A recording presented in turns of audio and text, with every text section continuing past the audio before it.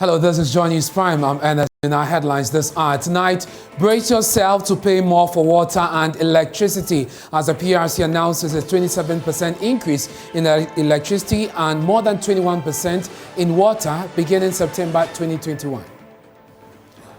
The Commission therefore decided, after rigorous and objective analysis and extensive consultations, to increase the end-user electricity tariff by 27.15% and water by 21.55%.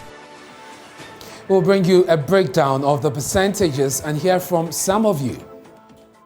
Increasing the percentage there is too much, you can't afford. Initially, I was paying 100 cedis per month, and I just learned it being increased, so about 120. Some spare parts businesses at Abosokai fold-up dealers blame the city depreciation and high import duties for their misfortunes. We have a lot of challenges. One is that the duty is very, very, very high. Those people who are import, they're always crying. Because you dream of becoming a lawyer does not mean you should become one. The idea that I just express a desire to be a lawyer does not mean I have to be a lawyer. Comments from the president of the Ghana Bar Association and a member of the General Legal Council that has drawn condemnation from law students who say it is unfortunate. Only time the GBA condemned a minister of state for actions that we thought was wrong is maybe it's our concern. When she threw the gun in the bar, condemned it. At 8 p.m. we'll bring you business. Beverly, what's ahead? So the Attorney General has commenced prosecutions after IOCO's investigations into the collapse of some banks in the country. We'll bring you details at 8 p.m. The IOCO has investigated and forwarded 11 dockets to the Attorney General's office. This has been done more than a year ago. And I'm saying so just to put pressure on the Attorney General's department, that these dockets have been referred to them more than a year ago. And at 8:15, we have the latest in Prime Sports. Dr. Prosper Nate Ogum has officially parted ways with Kumasi Asante Kotoko after leading them to the Premier League title last season. Razak will bring us those details. You're live on DSTV channel 421, GoTV 144. This is the home of independent, fearless and credible journalism. I'm Ernest Kojo Manu. Please stay for details. Hello again, thanks for choosing us. It's been several months of protracted consultations on the charges for the provision and consumption of utility in the country. But here the conclusion of the matter. Brace yourself to pay more from September 1. Tariffs for electricity and water are expected to go up by 27.15% and 21.55% respectively, according to the Executive Secretary of the Commission, Dr. Ishmael Aka. This to help the utility companies stay afloat. The PRC acknowledged the economic difficulties faced by consumers, but said without these tariffs, the increases, the utility providers may not be able to meet your demand. That's more in the following report. May 2022, the Electricity Company of Ghana proposed a 334% increase in tariffs, whilst Ghana Water Company requested 148%. The Public Utilities Regulatory Commission, PURC, has however approved 27.15% and 21.55% for electricity and water respectively. Here is Executive Secretary of the Regulatory Commission, Dr. Ishmael Aka. The end-user electricity tariffs payable by consumers. The Commission considered a number of factors. These include the cost of power, which is influenced by growth in demand, the weighted average cost of gas, inflation, and the exchange rate. On water, the Commission took cognizance of the cost of electricity, increased volume or cost of chemicals to treat water, raw water, the exchange rate, inflation, infrastructure expansion, operational maintenance, and the financial viability of Ghana Water Company Limited. The Commission therefore decided, after rigorous and objective analysis, and extensive consultations to increase the end-user electricity tariff by 27.15% and water by 21.55%, effective 1st September 2022. The rates in view of the Commission are sensitive and responsive to the positions of all stakeholders, consumers, and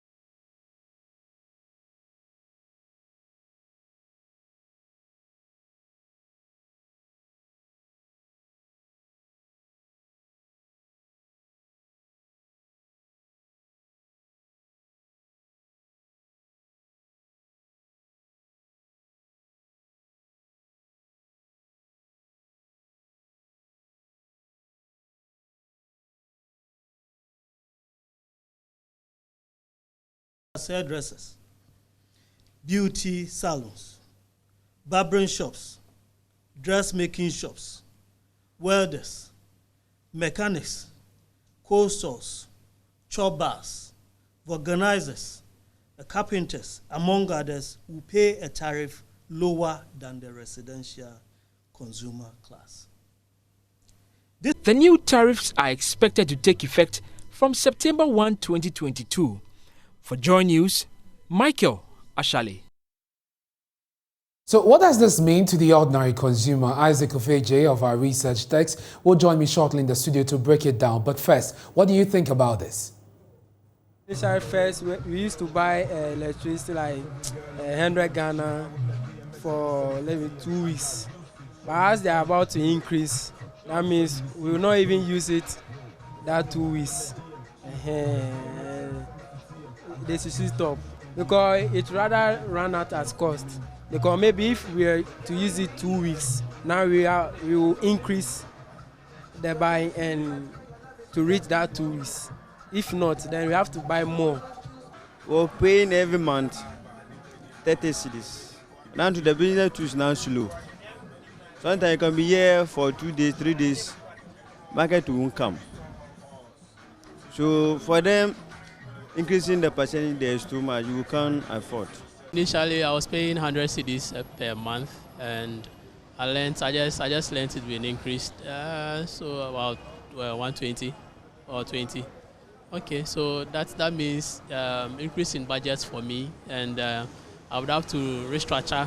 We are not working, it will affect me. You see, I'm old lady, and I'm not working. I'm depending on my children, and here is the case. At the end of the month, if they give you 500 and you remove this water and the electricity, it's finished. People park their cars and then they are joining the public transport because of high cost of living. And then you are coming to increase again by 20 to 25%. I mean, you can just imagine the burden it will put on the individual household. I pay 20 cedis for 2 weeks.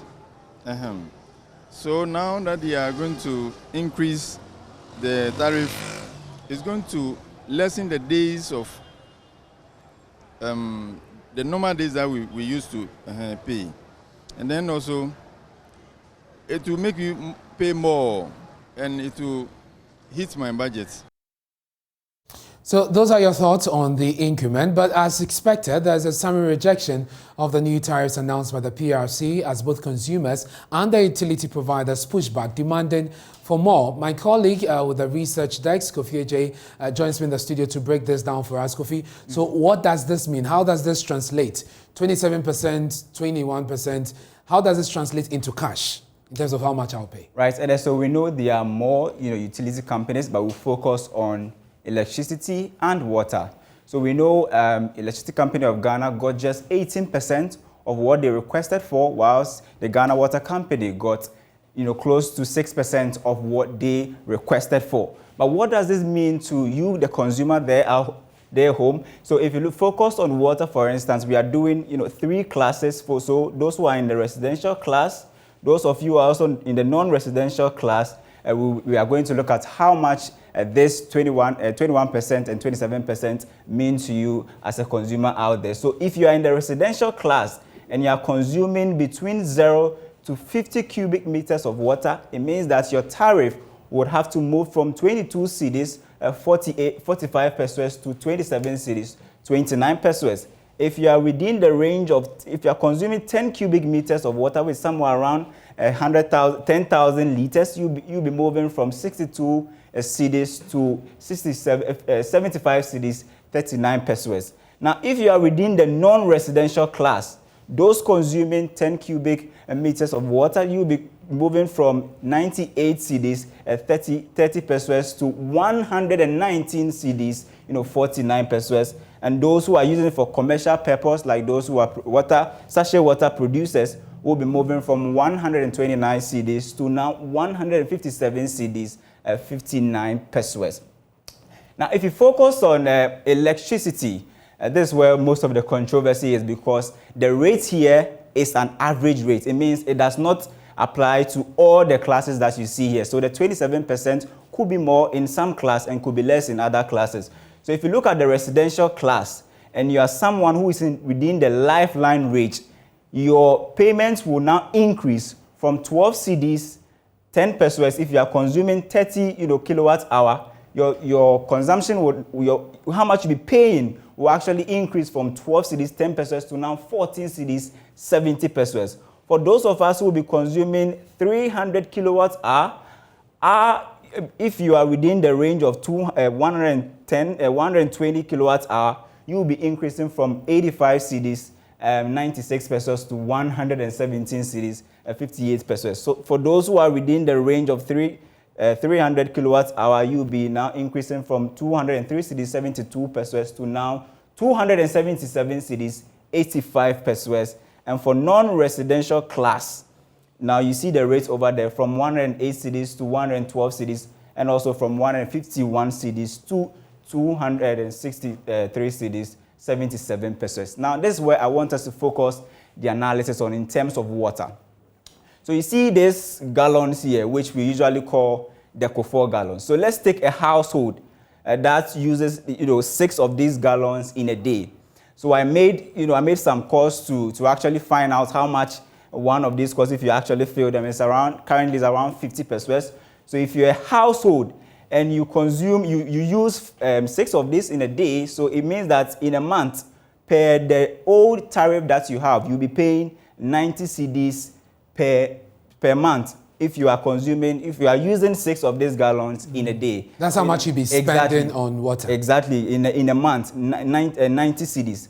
But if you use this new tariff, all other things being equal, if you are using the same 6 gallons, in 6 gallons per day, it means that in a month now you'll be spending close to 126 cedis, which is an increase from the 90 cedis that we are actually seeing here. So Ernest, that's the analysis for you. So we've seen almost all the figures going up substantially and then significantly as well. Thank you very much, Kofi, for helping us understand how much we're really going to cover up to sustain ourselves by way of water and electricity. Let's go onto the phone lines now and do some more analysis, understand this better. Let's go to Zoom first. Charles Ni Ayuku joins us. He's the General Manager, External Affairs, ECG. Thank you very much for your time. So you requested 149. You've been given just 27%.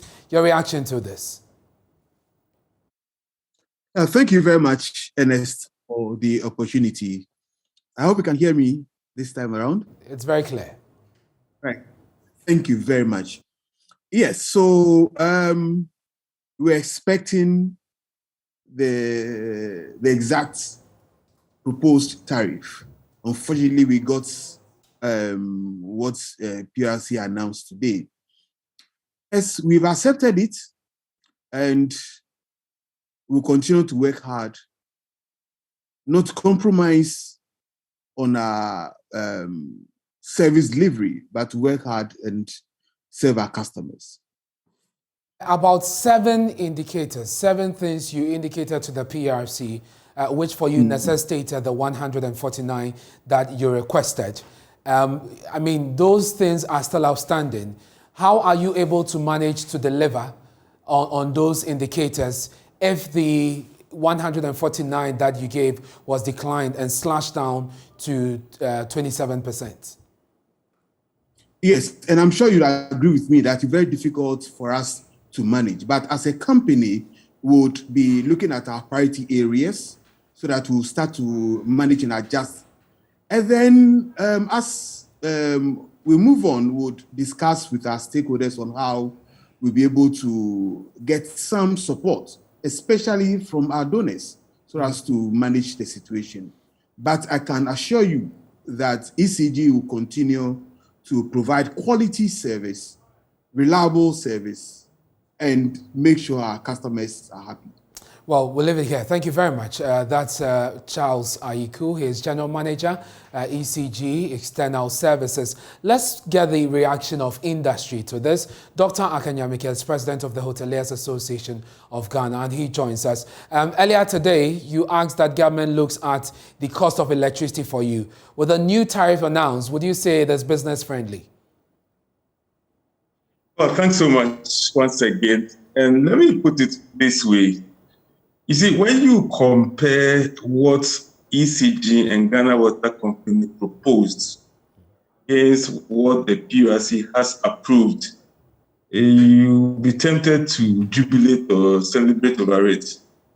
But when you situate it within the economic challenges, the unfriendly business environment that we have now, then reality dawns on you.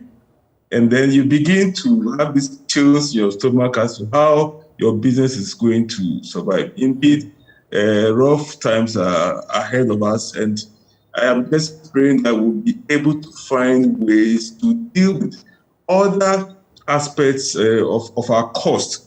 Because, again, when Dr. Aka, from the PRC, indicated that these tariffs have been approved to ensure that we do not return to doing so, that is where you sit up again, because you wouldn't want a situation where doing so will visit again, looking at the effect it has on the industry, especially with the hotels. So what we can do actually is to look at our business, is to look at how we are going to manage costs, is to look at how we are going to reduce the consumption of these utilities so that it doesn't really derail our business, because we don't want a situation where this increases is also going to push us to increase our rates at the hotels, which in itself will also be counterproductive to us because of the But you say that this is fair. You would say that this is fair if you look at both sides of the argument.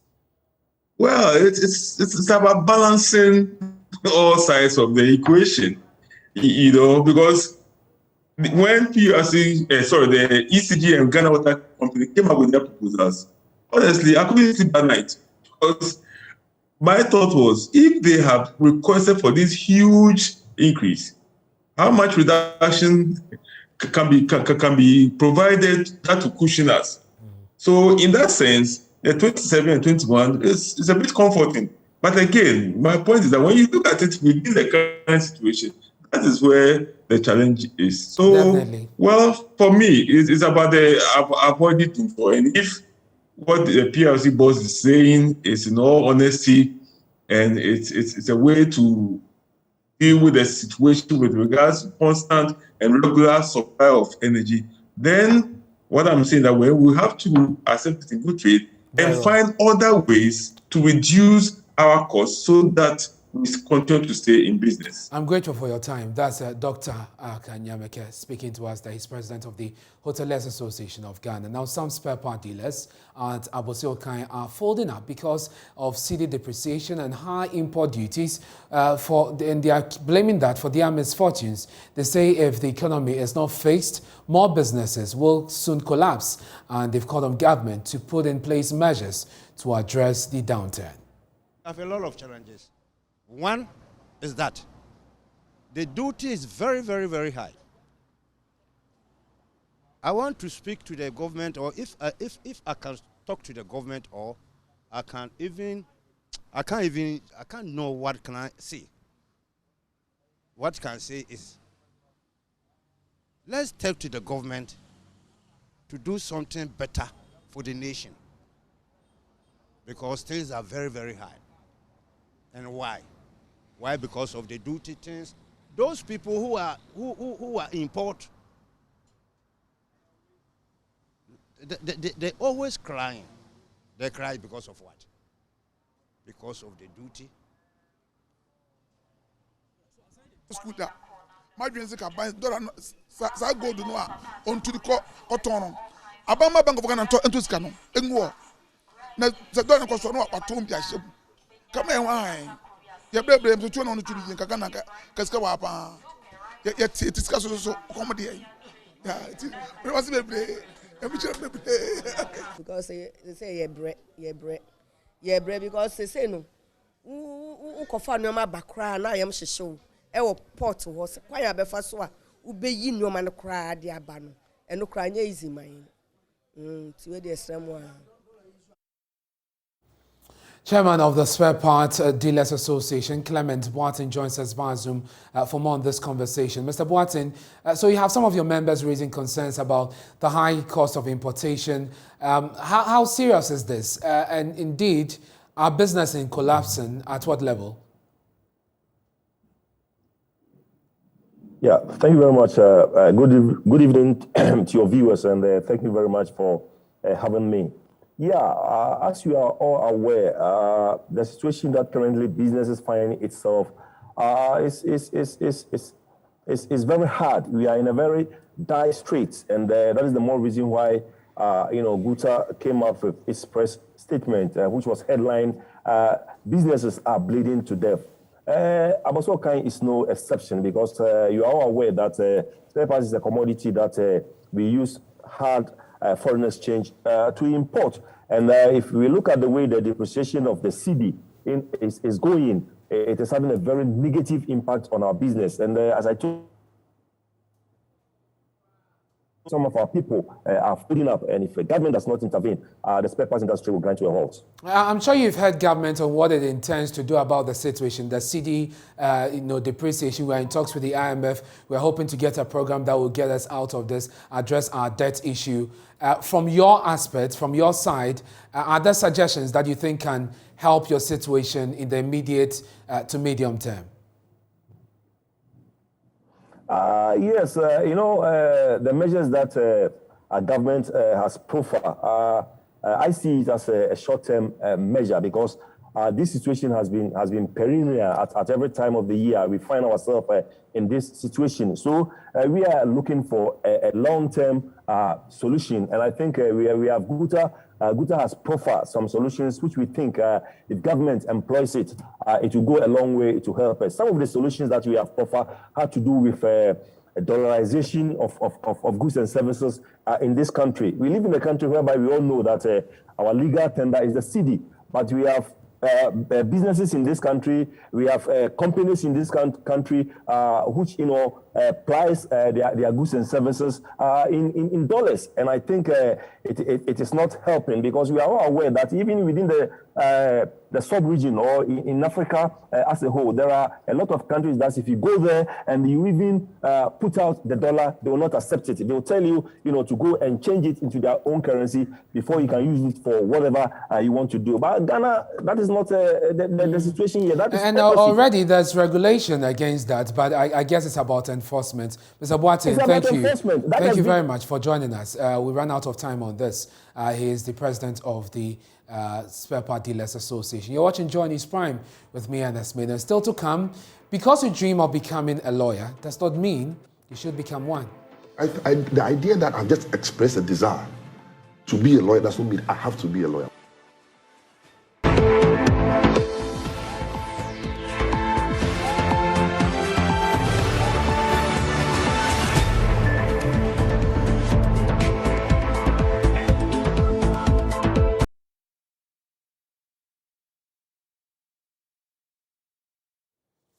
Thanks for staying with us here on Joy News Prime. Now, the National Association of Law Students say it is unfortunate comments from President of the Ghana Bar Association, who is also a member of the General Legal Council, Yaw Boafo, that because some persons dream of becoming lawyers, does not mean they should become one.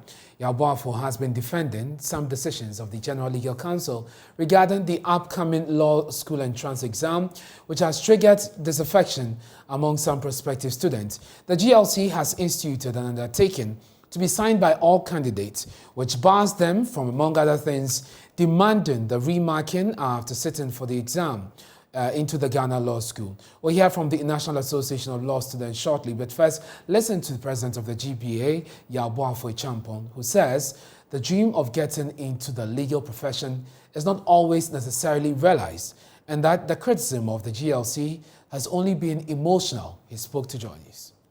Examination bodies worldwide set their own rules. And when you... But the rules must be fair. Something, who determines fairness? Because you also have to look at the corresponding problem in the IEC. I just drew attention. You have 2,500 students writing an examination. And then I think there's a pass, about 900 or 1,000 people pass. This year, the examination will be written 23rd September. The law school has its calendar. Just imagine you have 1,000 remarking scripts. Are we going to say that the law school should hold on till we go through those processes and then have delayed academic? Isn't the academic calendar? Shouldn't there be set? Engage more hands. That's what the problem. The solution is to that problem. Yeah, but you can only engage more hands after the results have been published. So you see, the problem I'm trying to let you know is that people get very emotional. But I want you to know that we all know very well. A lot of powerful people don't know. Something. We are the only profession that gives people the right to change their career later in life. How many people can become doctors after 20 years of becoming lawyers or something? And I think that, yes, that makes our profession special. Okay, let's take some questions, and when they come in, you should be able to explain even further. And yes. I just feel that the idea that I've just expressed a desire to be a lawyer doesn't mean I have to be a lawyer. When we were kids, all of us wanted to be Concord pilots or pilots. Our Ghana Airways is collapsed now. So expression of desire does not necessarily mean that there's a corresponding obligation to let your desire come to. People want to study law. There should be no blockade. But that doesn't mean that we should just say that, oh, let's open our arms and then everybody must come. So that's the president of the GBA. He's also a member of the General Legal Council. Let's speak to Hassan Asari, who is president of the National Association of Law Students, for his reaction to this. Hassan, first though, I mean, he is justified. Is he justified in this comment?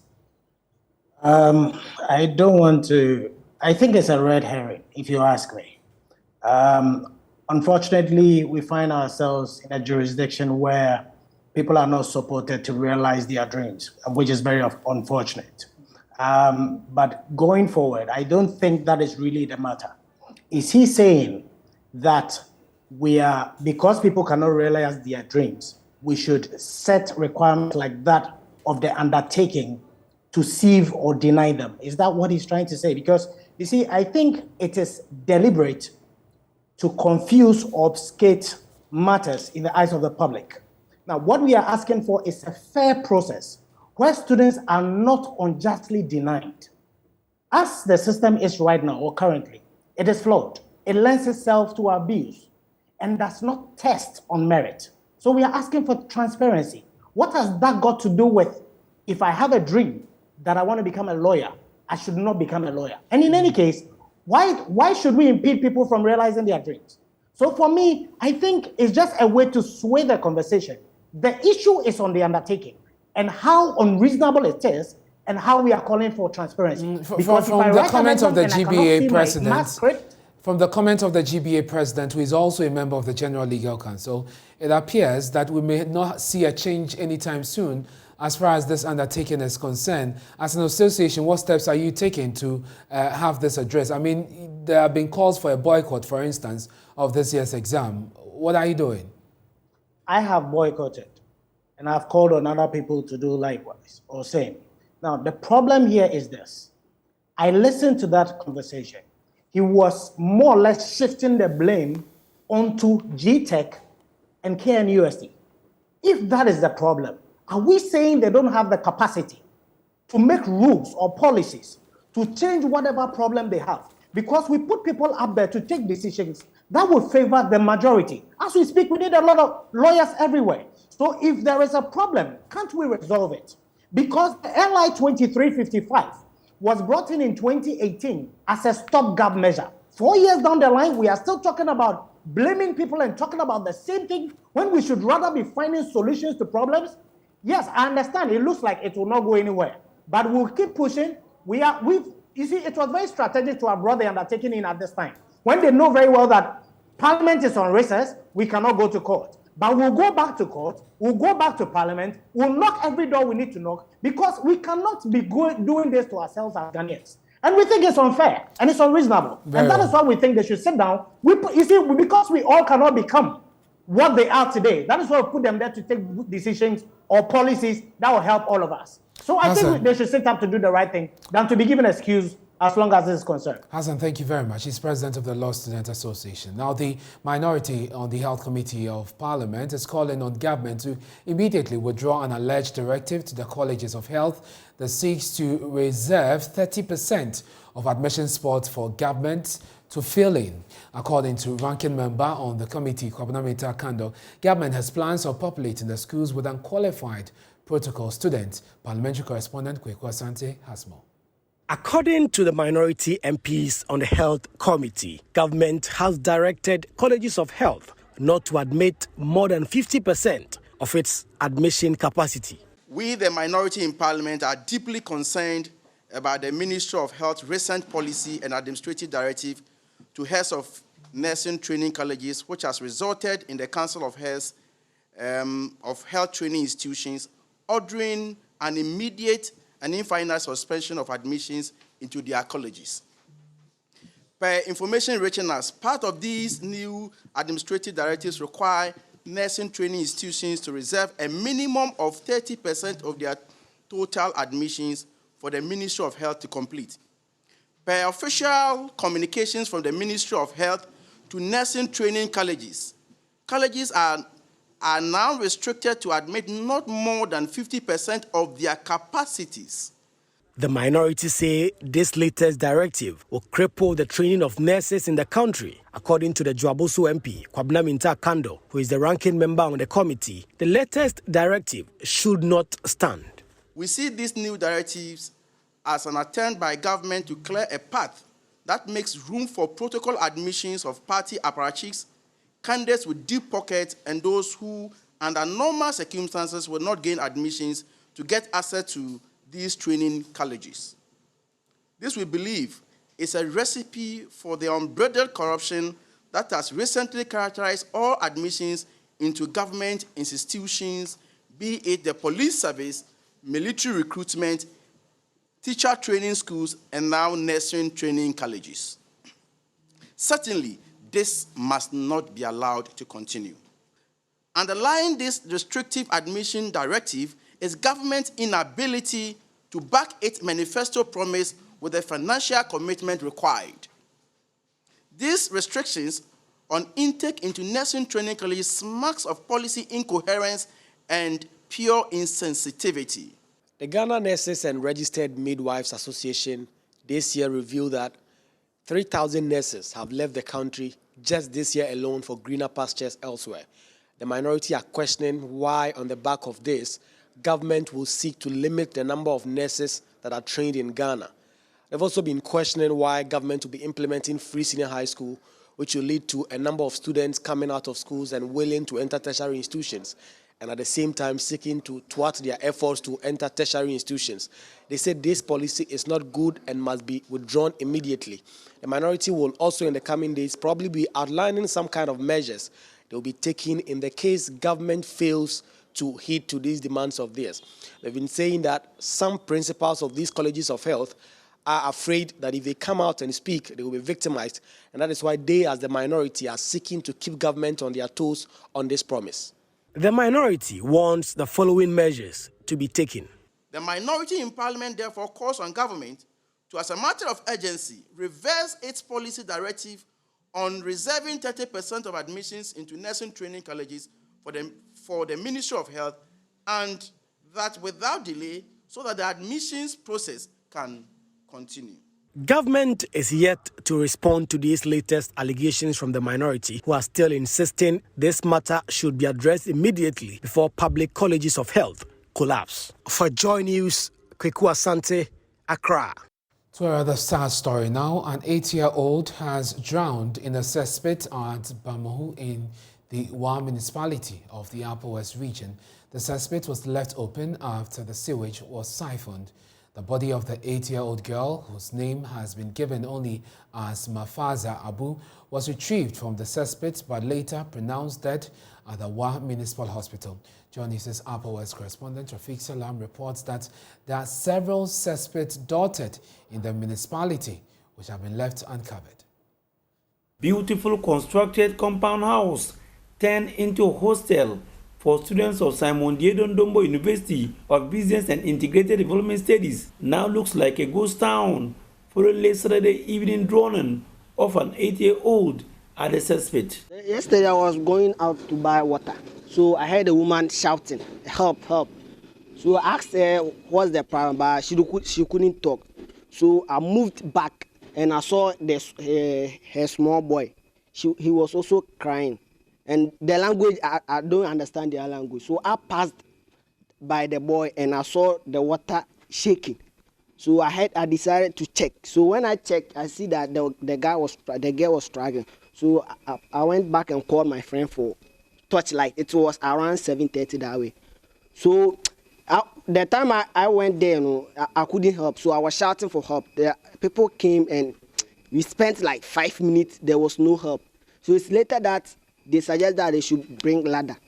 And the time that they brought it was about 7 minutes later. So the time they took the girl, she was already died. The suspect has been left open like this? No, they came to drain it, so they broke the cover for it. Okay. And as you can see, there is a new cover being made. It wasn't dry, and it rained 2 days ago and the day before yesterday. Mm-hmm. And also yesterday to have done it rained massively, so it made the pit full again. So we had to wait till it dry before we place it on it. The 8-year-old named Mafaza Abu is a daughter of the caretaker of the hostel who hails from Kolmasa in the Savannah region. The body was quickly moved to Kolmasa for burial under strict Islamic tradition. The funeral is currently underway at Kolmasa. A level 100 student of SDD Ubits, Mohammed Jalaluddin, was part of the team who retrieved the lifeless body of the 8-year-old from the cesspit. A lot has happened in the world of entertainment. We'll bring you details after this break here on Joy News Prime. Stay with us.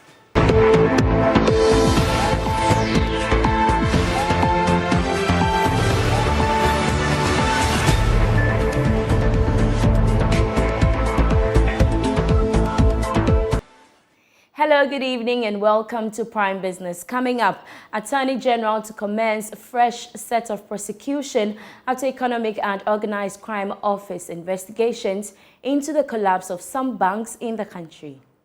Yoko has investigated and forwarded 11 dockets to the Attorney General's office. This has been done more than a year ago. And I'm saying so just to put pressure on the Attorney General's department. These dockets have been referred to them more than a year ago. We have this and more coming up in the next 15 minutes. Please stay with us.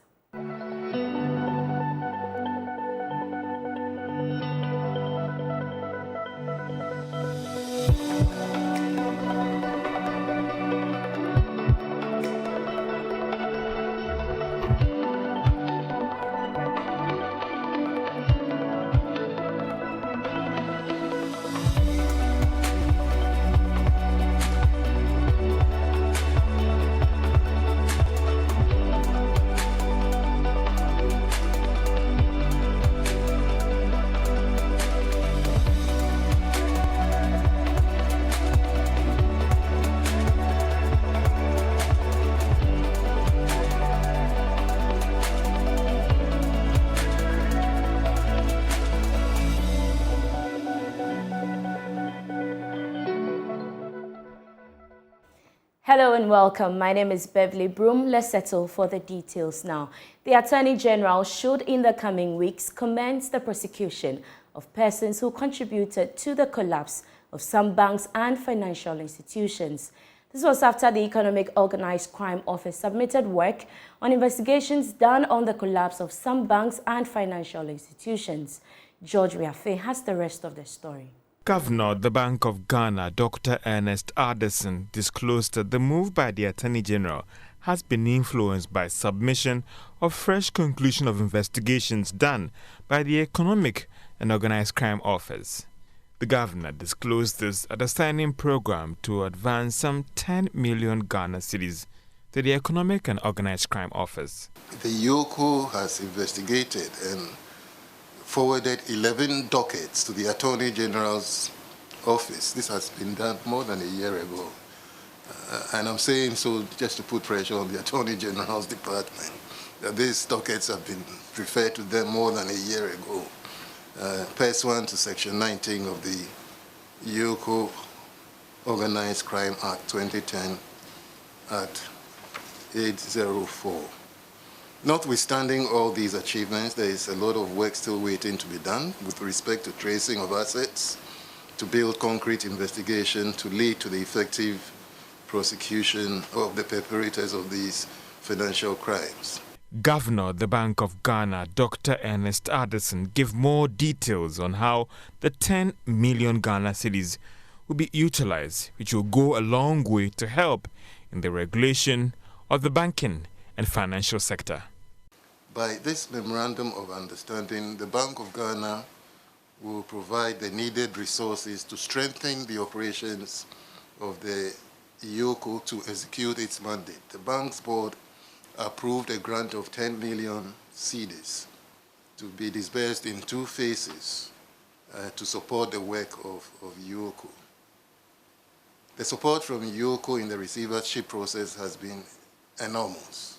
The Executive Director of the Economic and Organized Crime Office, COP Mami Tiwaya Dodankwa, expressed the Attorney General's commitment to commence work soon on the investigations done. Like Mr. Governor said, the dockets are there and Attorney General is doing everything possible, including giving fiat to our lawyers at EOCO so that they can provide the backing to the office of the DPP to start the prosecution. Again, he's also going to provide training, tailor-made training for our officers, because that area of investigation and prosecution is a bit different from the normal prosecution that we do. Meanwhile, the Bank of Ghana has also advanced 2 million Ghana cedis towards the finance and economic research at the University of Ghana, Legon. Here's the governor of the Bank of Ghana, Dr. Ernest Kojo, talking about how this could impact on regulation of the banking and financial sectors. The agreement will be for a period of 3 years. I think it's a 3 million CD endowment, and it is expected that the chair would advance the bank's expectation in the formulation of research to support policy.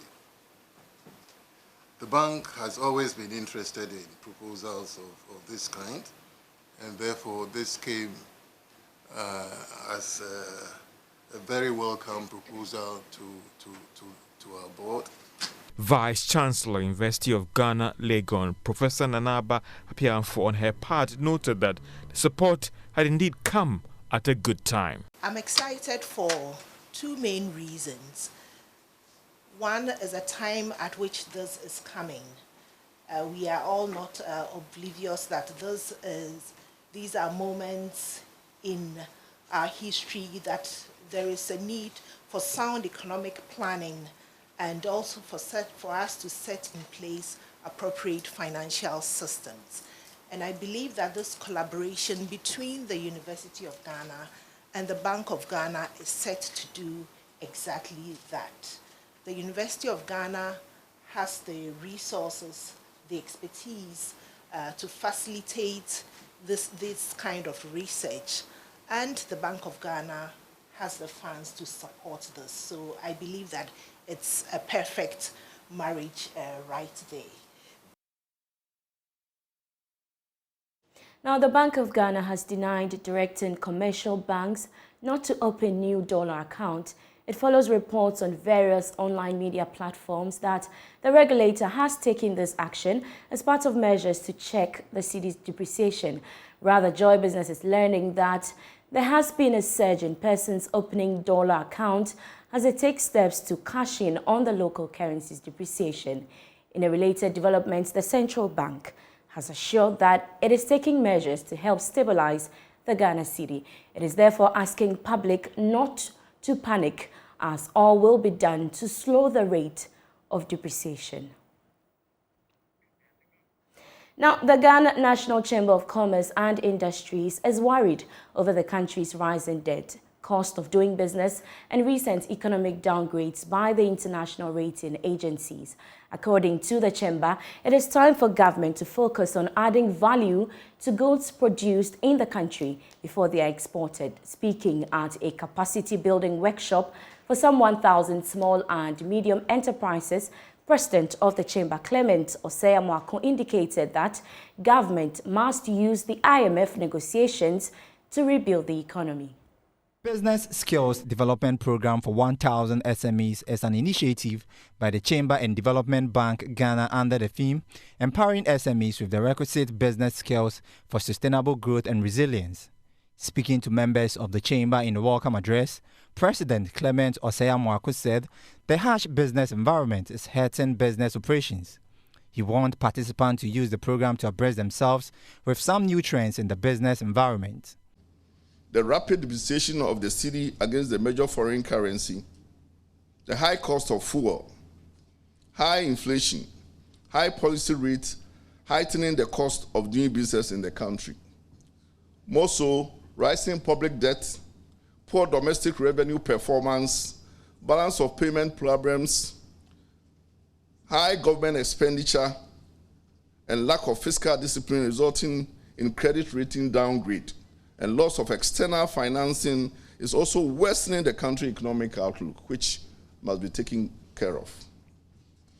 The decision to seek balance of payment support from the International Monetary Fund, the IMF, provides temporary relief in addressing the external shocks facing the Ghanaian economy.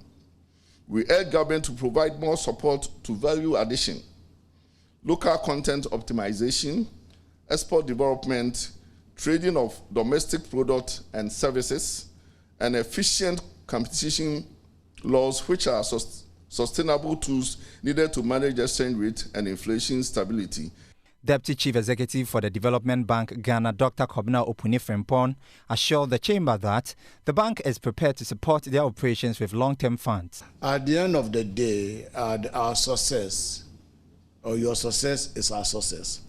Because we all know that SMEs, they form the bulk of economic growth in this country, because more than 90% of all private sector businesses are from the SMEs. And so if you do well, we do well, because we lend money through the PFIs, but who is the end borrower? The end borrower is the SMEs. So when SMEs do well, DBG will do well. The training program is part of skills empowerment initiatives by the Chamber for selected SMEs across the country. That's all for Prime Business here on the Joy News channel. Thank you so much for your time. We have more news when you log on to myjoyonline.com/business. My name is Beverly Broom. Up next is sports. Head to some athletics now, because the University of Ghana and the University of Cape Coast have won gold in the 25th Ghana University Sports Association cross-country competition. The Gusa Games, which were subjected to a 3-year moratorium, were ushered in with 10-kilometer cross-country. It was hosted on the campus of University of Health and Allied Sciences in Sokode and contested by 10 universities. At the Sokode campus of the University of Health and Allied Sciences to contest the 10-kilometer cross-country race. They are the University of Mines and Technology, Kwame Nkrumah University of Science and Technology, University of Energy and Natural Resources, the Akenten Appiah Menka University of Skills 10-kilometer cross-country race in 35 minutes 25 seconds, clinching the first position in the female category. I was training hard. I put my mind that I will come and win this competition. It was not easy, but I put myself that I want to win this competition. The only thing I expect from everyone that they should encourage me to pray for me. Everything I want to do is to become true. In the male category, William Amposa of the University of Education, Winneba, who just returned from the Birmingham 2022 Commonwealth Games, completed the 10-kilometer race in 29 minutes, 17 seconds to win the first position. Okay, I didn't prepare much because of the time. So I was just cool at the beginning stage of the race. Yeah, so about 2K, I realized that I have to push more. Actually, I always want to do more than what I've done. Yes. So I'm looking forward to be breaking my previous times.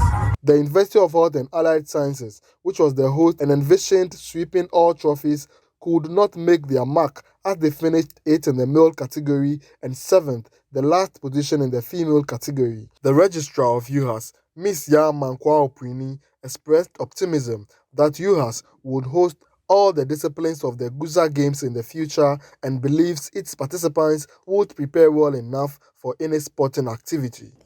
As a university, we are in the process, as we speak, to have a sports complex. And that sports complex, if it comes to fruition, will be able to host even national events. And so we are preparing ourselves to be able to host the entire competition the next time around, when we have fulfilled all righteousness, as they say, and we have had our sports complex in the university. We hope to do that in a very near future. The president of Guza, Ibrahim Tanko, said the association would collaborate with the national authorities to produce athletes to make the country proud. Fred Kwame Asari, Joy News, Sokode.